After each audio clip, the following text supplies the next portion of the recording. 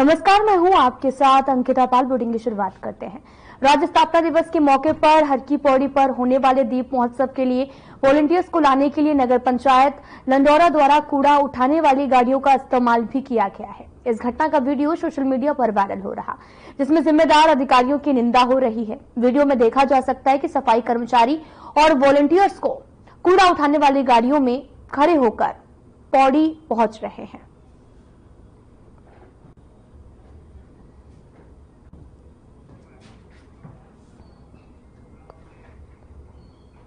खबर हरिद्वार से है, जहां पर सिडकुल थाना क्षेत्र नवोदय नगर के पास स्थित एक पेट्रोल पंप पर तेल डलवाने को लेकर दो पक्षों में विवाद हो गया। घटना का वीडियो सोशल मीडिया पर वायरल हो रहा है। सूचना मिलते ही सिडकुल पुलिस तुरंत मौके पर पहुंची है और स्थिति को शांतिपूर्वक सुलझाने का प्रयास किया गया। इस दौरान कुछ स्थानीय लोग जो अपने आप को व्यापार मंडल के नेता बता रहे थे, उन्होंने पुलिस पर दबाव बनाने की कोशिश की और संयम और सूझबूझ के साथ में कार्रवाई करते हुए स्थिति को नियंत्रित किया गया। पुलिस ने मामले की गहनता से जांच शुरू कर दी है ताकि विवाद के वास्तविक कारणों का पता लगाया जा सके और आवश्यक कार्रवाई की जा सके।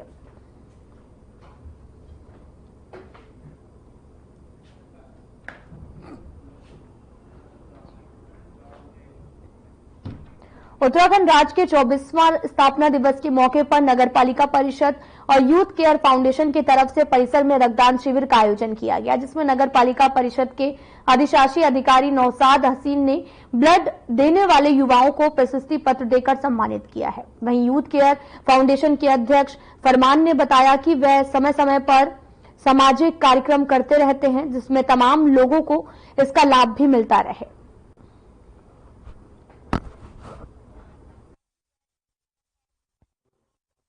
ये हमारा जो राज्य स्थापना दिवस है, हम इसके लिए जो जयंती मना रहे हैं, तो 25वां राज्य स्थापना दिवस मना रहे हैं। उसके उपलक्ष्य में आज हमने जो है रक्तदान शिविर लगाया गया है। तो इसमें हमारे साथ यूथ केयर फाउंडेशन जो एनजीओ है वो, और सिटी के ब्लड बैंक वाले जो है वो रुड़की से हैं। तो हम सबने एक साथ मिलकर ये ग्रुप लगाया है। आज उत्तराखंड के 25वें राज्य स्थापना दिवस के उपलक्ष्य में ये नगर पालिका की सहभागिता से हम यूथ केयर फाउंडेशन में ये ब्लड डोनेशन कैंप लगाया है। इसका हमारा मकसद इंसानियत को एक फायदा पहुंचाना है।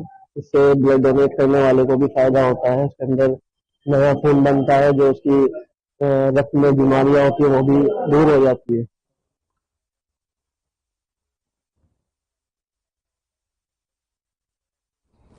जिला बिजनौर के गांव मोहनदीनपुर स्थित एक बैंक्वेट हॉल पर आपको बताते चले कि आयोजित चौहान क्षत्रिय कल्याण महासभा क्षेत्रीय समिति फतेहपुर का वार्षिक अधिवेशन बड़ी धूमधाम के साथ मनाया गया। मुख्य अतिथि के रूप में पहुंचे उत्तराखंड के पूर्व सीएम सांसद त्रिवेंद्र सिंह रावत का भव्य स्वागत किया गया। मंडावर बालावाली मार्ग पर गांव मेहरुद्दीनपुर स्थित एक बैंक्वेट हॉल में कार्यक्रम का आयोजन हुआ। त्रिवेंद्र सिंह रावत ने कार्यक्रम का शुभारंभ किया और साथ ही श्री राम, भारत माता और पृथ्वीराज चौहान, महाराणा प्रताप की प्रतिमा पर दीप प्रज्वलित भी किया गया।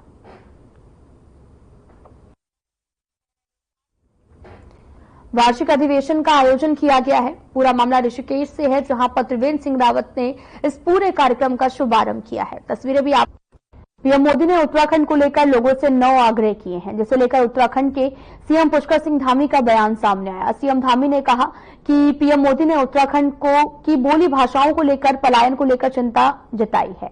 उत्तराखंड के प्रति अपने लगाव को प्रदर्शित किया है। सीएम धामी ने कहा कि राज्य सरकार पीएम मोदी के 9 आग्रहों को विकास का मूल मंत्र मानकर आगे बढ़ेगी। पीएम मोदी ने राज्य स्थापना दिवस के मौके पर अपने संबोधन में उत्तराखंड को लेकर 9 आग्रह किए थे।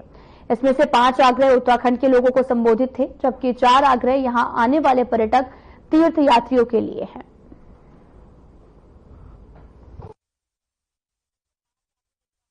आज मैं आपसे और उत्तराखंड आने वाले यात्रियों, श्रद्धालुओं से 9 आग्रह करना चाहता हूं। 5 आग्रह उत्तराखंड के लोगों से और 4 आग्रह यात्रियों, श्रद्धालुओं से। साथियों, आपकी बोलियां काफी समृद्ध है। गढ़वाली, कुमाऊनी, जौनसारी, ऐसी बोलियों का संरक्षण बहुत जरूरी है। मेरा पहला आग्रह है कि उत्तराखंड के लोग अपनी आने वाली पीढ़ियों को जरूर ये बोलियां सिखाएं। ये बोलियां उत्तराखंड की पहचान को मजबूत बनाने के लिए भी जरूरी है।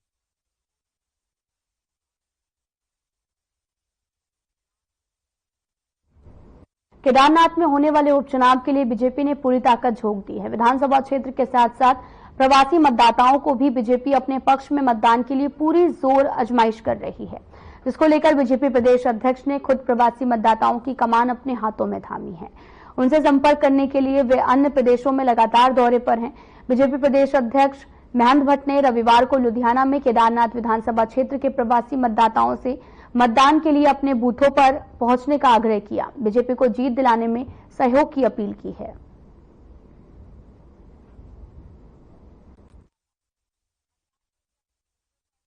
भारतीय जनता पार्टी का जो प्रवासी प्रकोष्ठ है, खासतौर पर उत्तराखंड की दृष्टिकोण जो प्रकोष्ठ बने हुए हैं, वो देश के उन राज्यों में जहां भारतीय जनता पार्टी का में बड़ी संख्या में पर्वतीय समाज के लोग वहां निवास करते हैं। और हमारा प्रयास है कि केदारनाथ विधानसभा में आपदा के बाद अनेकों लोगों का पलायन हुआ है। बड़ी संख्या में उनके मतदाता काम के सिलसिले में दिल्ली में है, चंडीगढ़ में है, हरियाणा में, लुधियाना में। तो हमारे जो प्रवासी कार्यकर्ता केदारनाथ विधानसभा के अंतर्गत जिनका क्षेत्र पड़ता है, ऐसे सब लोग के साथ मेरा मिलना हो रहा है। दिल्ली में मेरी बैठक हुई है, आज मैं लुधियाना आया हूँ, लुधियाना के अंदर बैठक है और मैं कहता हूँ बड़ी संख्या में अच्छा मतदान केदारनाथ के बाई इलेक्शन में हो, ये पार्टी की रणनीति का हिस्सा है। और निश्चित रूप से मैं कह सकता हूँ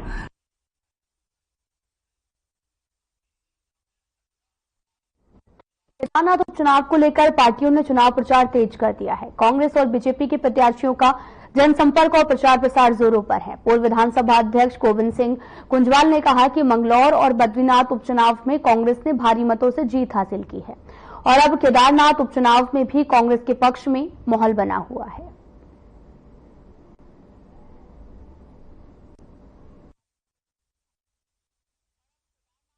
हुए हैं दो उत्तराखंड में, हरिद्वार और बद्रीनाथ, दोनों उपचुनावों को भारी बहुमत से जो है कांग्रेस जीती है।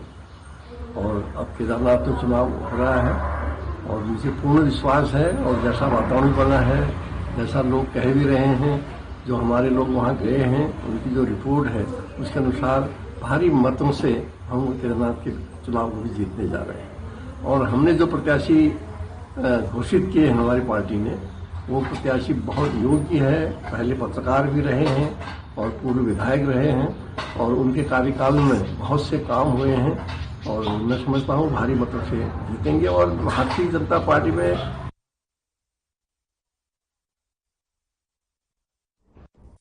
राजधानी देहरादून में प्रदेश के आवास विकास मंत्री डॉक्टर प्रेमचंद अग्रवाल की अध्यक्षता में उत्तराखंड आवास एवं नगर विकास प्राधिकरण की 19वीं बोर्ड बैठक हुई। इस दौरान बैठक में प्राधिकरण की 18वीं बोर्ड बैठक के अनुपालन के अलावा प्राधिकरण के वित्तीय वर्ष 2024-25 का बजट, राज्य स्तर पर आवास मांग सर्वेक्षण, श्रीनगर के पास बेलकेदार और बेलकंडी मार्ग के साथ में लगे क्षेत्र में नवीन टाउनशिप विकसित किए जाने पर चर्चा हुई है। और वहीं इस बीच आवास मंत्री डॉक्टर प्रेमचंद अग्रवाल ने कहा कि हमने निर्णय लिया है कि पौड़ी जनपद के श्रीनगर के पास में स्थित बेलकेदार में टाउनशिप विकसित किए जाने के लिए हम कंसल्टेंट नियुक्त करेंगे।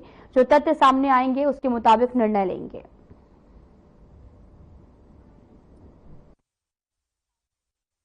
देखिए, हमारी दो बैठकें यहाँ पे हुई है। तो पहली बैठक एक आवास विकास परिषद की मल्टीपल लोगों को ये लगभग 3 महीने में हम लोग करते हैं और कोशिश करते हैं कि जो इस दौरान के बिंदु हमारे सामने आते हैं उसमें हम बातचीत करें।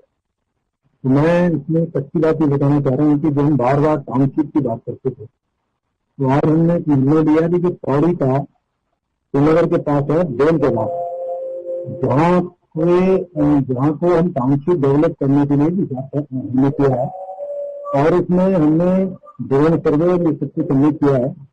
अब उसके बाद फिर हम कंसल्टेंट उसको हायर करेंगे। उसके बाद जो भी इसमें एक फाइंडिंग हमारे सामने उसके आधार पर हम निर्णय लेंगे।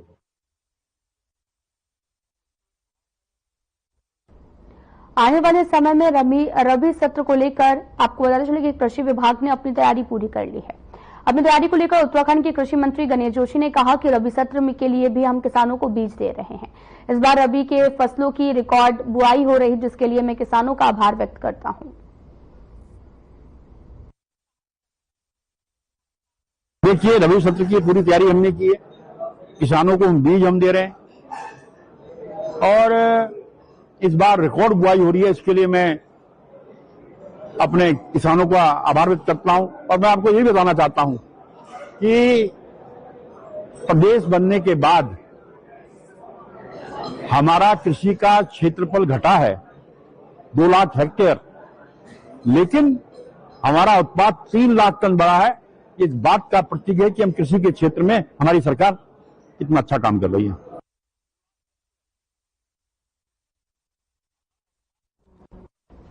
सभी चौड़ में सरकारी जमीन पर बना क्रिकेट का मैदान, उसमें खेलने वाले खिलाड़ियों से शुल्क वसूलने का मामला सामने आया, जिसका खिलाड़ियों द्वारा विरोध करने पर एसडीएम ने उसे सील कर दिया है।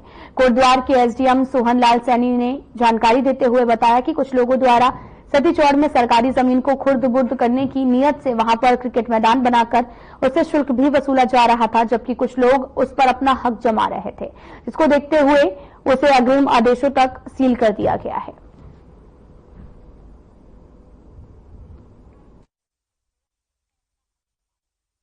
ऐसा है कि जो मैदान है वो मैदान हमारा श्रेणी 6-1 का मैदान है, जो कि नदी श्रेणी में आता है और वो गवर्नमेंट की लैंड है। उसमें हो ये रहा था कि पिछली बार से पब्लिक खेल रही थी, तो उसमें किसी को कोई आपत्ति नहीं है, लेकिन कुछ व्यक्ति उसमें जो है पैसे का जो है लेन देन कर रहे हैं और फिर वहां मैच करा रहे हैं।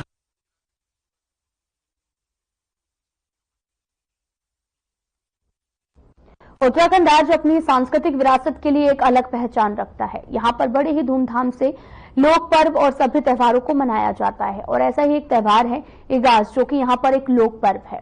इस त्योहार को 12 नवंबर को मनाया जाएगा। इसको लेकर के लोक साहित्य एवं सांस्कृतिक कला परिषद के उपाध्यक्ष मधु भट्ट ने इस पर्व की विशेषता को बताते हुए कहा कि इस पर्व के अवसर पर ब्लॉक और पंचायत स्तर पर सांस्कृतिक विभाग के द्वारा कई कार्यक्रम का आयोजन किया जा रहा है।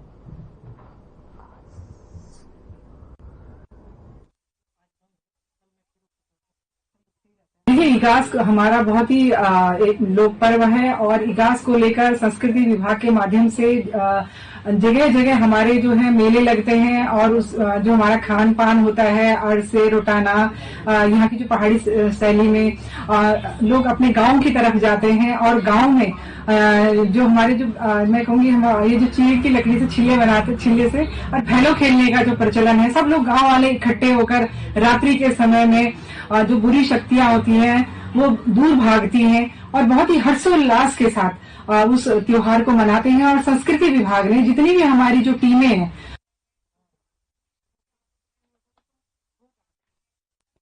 प्रधानमंत्री ग्रामीण सड़क योजना के तहत बनाई जा रही सड़कें, इस संबंध में जानकारी देते हुए राज्य स्तरीय अनुश्रवण परिषद उपाध्यक्ष शिव सिंह बिष्ट ने कहा कि मुख्य मार्ग को गड्ढा मुक्त किया जाएगा। धामी सरकार इस दिशा में तेजी से कार्य कर रही है।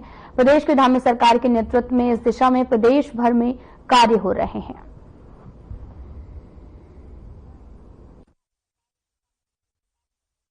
खत्म हुई है और साथ के बाद प्रदेश के माननीय मुख्यमंत्री जी ने कहा था कि जो हमारे मुख्य मार्ग हैं वो गड्ढा मुक्त होंगे और निश्चित रूप से इस दिशा में पूरे प्रदेश भर में कार्य हो रहा है। और मैं मानता हूं कि क्योंकि प्रदेश में बरसात की वजह से हमारा उत्तराखंड प्रदेश क्योंकि आपदाग्रस्त भी यहाँ आपदाएं बहुत प्रदेश में आती हैं, तो उससे बरसात में बहुत सारी सड़कें हमारी खराब हो जाती हैं, तो उनमें बहुत बड़ा नुकसान प्रदेश में आपदा के कारण भी हर वर्ष होता है। तो निश्चित रूप से माननीय मुख्यमंत्री जी ने जो कहा है,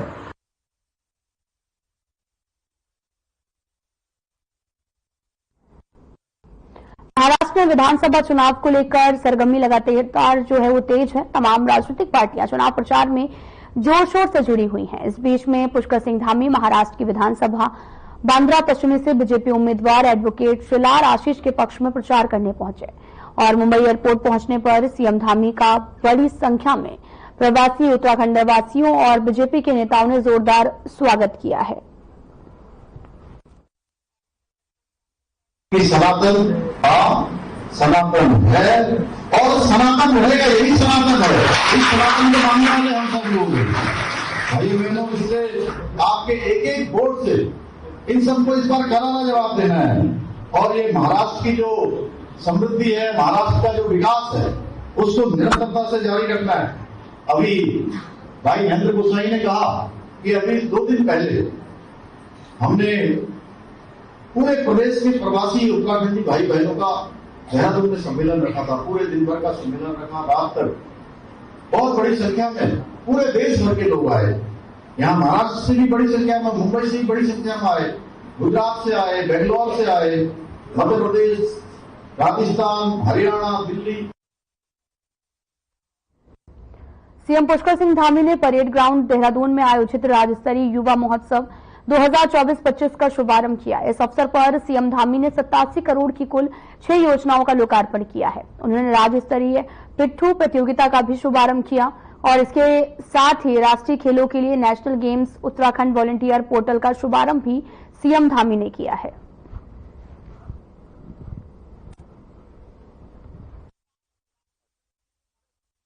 युवाओं के समग्र विकास के लिए खेलों का भी हमारे जीवन में विशेष महत्व है। इसलिए हमारी सरकार ने राज्य में खेल के बुनियादी ढांचा को मजबूत करने के लिए विशिष्ट खेल नीति भी बनाई है। 4% का हमने कोटा भी निर्धारित किया है। एक और जहां हम राज्य के खिलाड़ियों को पदक अर्जित करने पर नगद पुरस्कार प्रदान करते हैं, वहीं और दूसरी ओर विशिष्ट खिलाड़ियों को देवभूमि उत्तराखंड खेल रत्न से भी सम्मानित किया जाता है। हमारी सरकार खिलाड़ियों को निखारने वाले कोच और प्रशिक्षकों को सम्मानित करने के लिए देवभूमि उत्तराखंड 2000 अवार्ड भी प्रदान कर रहे हैं। इतना ही नहीं, उत्कृष्ट खिलाड़ियों को लाइफ टाइम अचीवमेंट पुरस्कार एवं हिमालय खेल रत्न पुरस्कार भी प्रदान किया जा रहा है। हमारे खिलाड़ियों को किसी प्रकार की असुविधा का सामना न करना पड़े, इसके लिए हमने मुख्यमंत्री उदयमान उन्नयन योजना, खिलाड़ी उन्नयन योजना और मुख्यमंत्री खिलाड़ी प्रोत्साहन योजना के माध्यम से राष्ट्रीय प्रतियोगिताओं में प्रतिभाग करने वाले खिलाड़ियों को यात्रा समेत कई सुविधाएं हम प्रदान कर रहे हैं।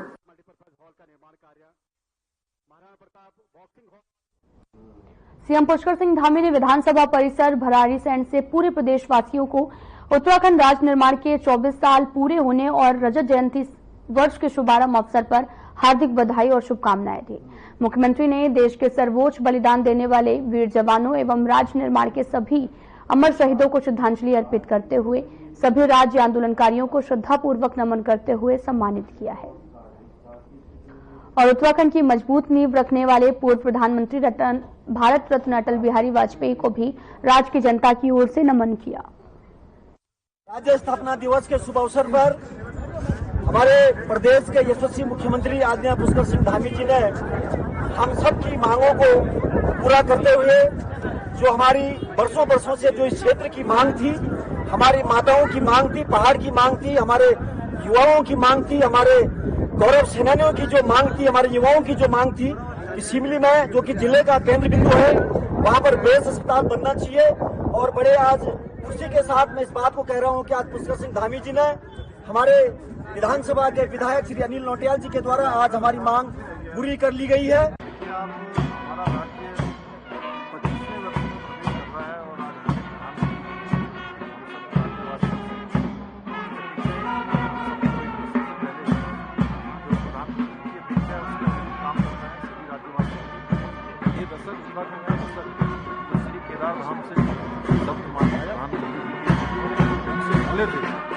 सबको को साकार रूप देना है और हम इस दिशा में आगे बढ़ रहे हैं। पूरे राज्य का सुनिश्चित रूप से विकास हो। 25वां वर्ष हम सब लोगों के लिए ऐतिहासिक वर्ष विकास के रूप में, प्रगति के रूप में, उन्नति के रूप में, हर क्षेत्र में रोजगार सृजन की दृष्टि से हो, चाहे औद्योगिक दृष्टि से हो या सीमांत क्षेत्रों के विकास के रूप में। सीमांत क्षेत्रों के जो विकास की परिकल्पना है, माननीय प्रधानमंत्री जी ने जो माड़ा गांव से उद्घोष किया। उत्तराखंड कांग्रेस के मुख्य प्रवक्ता गरिमा ने राज्य की धामी सरकार पर राज्य की जनता की भावनाओं के साथ खिलवाड़ करने का आरोप लगाया। जसौनी ने कहा कि पिछले 2 सालों से धामी सरकार और राज्य का बीजेपी संगठन लगातार यूसीसी की दुगदुगी पीट रहा है और लोकसभा चुनाव के दौरान सीएम धामी यूसीसी लाने वाले पहले राज्य के सीएम के रूप में अपना झूठा प्रचार भी कर रहे हैं।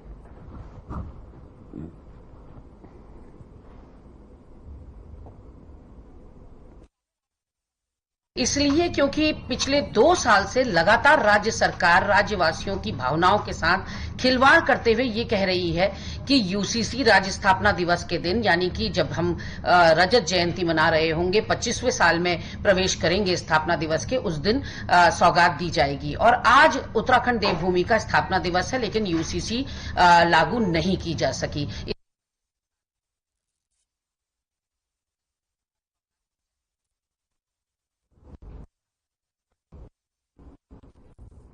आगामी नगर निकाय चुनाव के लिए कांग्रेस एक्टिव नजर आ रही है, जिसको लेकर अंबेडकर नगर वार्ड 1 स्थित अंबेडकर पार्क में एक बैठक आयोजित हुई, जिसमें प्रत्याशियों के नाम पर मंथन किया गया। चेयरमैन पद के लिए 13 नेताओं ने दावेदारी की। पूर्व विधानसभा अध्यक्ष एवं कांग्रेस जिला प्रभारी गोविंद सिंह कुंजवाल की अध्यक्षता में बैठक हुई।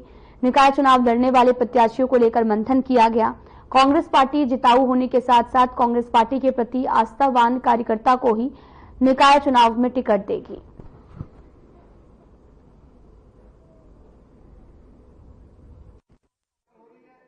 देखिए, निकट भविष्य में कभी भी चुनाव हो सकते हैं। यद्यपि अभी सरकार चुनाव से डर रही है, उसने आरक्षण घोषित किया है और ने चुनाव की सही डेट तय की है। लेकिन फिर भी हमारी पार्टी ने निर्णय लिया है कि कांग्रेस की मजबूती के लिए प्रत्याशियों का चयन हो और प्रत्याशी अपने अपने नगर पंचायत, नगर पालिका और नगर निगम में काम करना शुरू करें। इस दृष्टि से हमने मीटिंग देना शुरू किया है। और इस लालकुआ नगर पंचायत में हमारे प्रदेश नेतृत्व के द्वारा माननीय गोविंद सिंह कुंजवाल जी को हमारे जिले का प्रभारी बनाया गया है निकाय चुनाव के मद्देनजर। और हम लोग लगातार पिछले 4-5 दिनों से सभी नगर पालिकाएं जो हमारे जिले पे आती है, चाहे नैनीताल नगर पालिका से हमने शुरू किया, फिर भवाली में गए, फिर हम लोग भीमताल गए, उसके बाद हमारा कालाढूनी में हुआ, फिर अभी हल्द्वानी में हुआ आज। और हम लोग हर जिले में प्रभारी बनाए गए, सीनियर लीडर हमारे जितने भी। तो इसी क्रम में जो है नैनीताल जिले में आदरणीय परम आदरणीय पूर्व में विधानसभा के अध्यक्ष रहे, मंत्री रहे श्री गोविंद सिंह कुंजवाल लालकुआ में यहाँ पर आए और उन्होंने कार्यकर्ताओं की बात को समझा और उन्होंने जो है लोगों से आवेदन के लिए कहा। जो लोग चुनाव लड़ना चाहते हैं, चाहे वो सामान्य में हो, ओबीसी में हो, एससी में हो, एससी महिला हो, सामान्य महिला हो, सारे उसमें नाम मांगे गए हैं। चुनाव को लेकर कांग्रेस ने बैठक की है और साथ ही प्रत्याशियों के नामों पर अभी भी मंथन लगातार जारी है, जिसको लेकर आपको बताते चलें कि नगर निकाय चुनाव नजदीक हैं, जिसको लेकर प्रत्याशियों के नाम पर मंथन लगातार किया जा रहा है। और साथ ही नगर निकाय चुनावों को लेकर सभी पार्टियां एक्टिव मोड पर हैं, तो वहीं कांग्रेस पार्टी लगातार अपने प्रत्याशियों के चयन को लेकर मंथन कर रही है। लगातार चुनाव को लेकर कांग्रेस ने बैठक भी आयोजित की और बैठक में तमाम तरह के निर्णय लिए गए और प्रत्याशियों के नामों का भी अभी ऐलान होना बाकी है और उनका मंथन लगातार जारी है। आपको बताते चलें कि कांग्रेस लगातार बैठकों का आयोजन कर रही है और तमाम तरह के फैसले लिए जाने अभी बाकी हैं, तो वहीं दूसरी तरफ प्रत्याशियों के नामों पर मंथन चल रहा है।